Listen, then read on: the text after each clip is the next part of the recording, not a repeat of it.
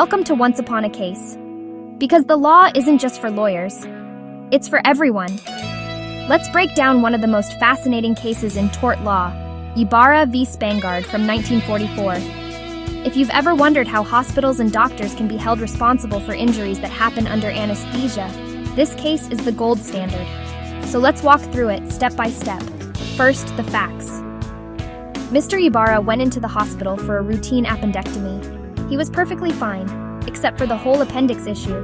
But when he woke up from surgery, he had severe pain in his shoulder and arm, pain that had nothing to do with his appendix.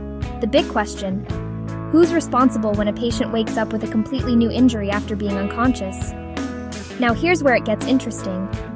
Nurses, doctors, anesthesiologists, everyone who touched Mr. Ybarra during surgery said, "Not me." Nobody admitted to causing the injury. So Mr. Ybarra sued everyone involved. But how do you prove who messed up when you were asleep the whole time? Enter the legal doctrine called res ipsa loquitur. That's Latin for "the thing speaks for itself." Basically, if an injury happens in a situation where it just doesn't normally occur without negligence, and the people in control can't explain it, the jury can assume someone was careless. Before Ybarra, this doctrine was usually used for things like barrels falling out of windows, surgical tools left inside a patient. But Ybarra's case expanded it. The court said, look, if you're unconscious and something goes wrong, everyone who had control over your body during that time can be held responsible unless they can prove otherwise. This was huge.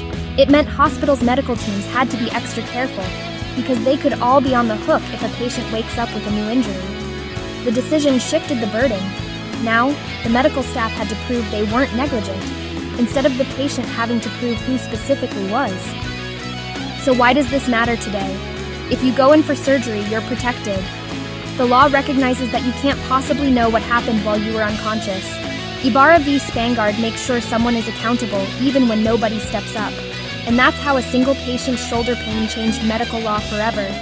Thanks for hanging out with me for this legal deep dive. If you want more bite-sized law breakdowns, hit that subscribe button. See you next time.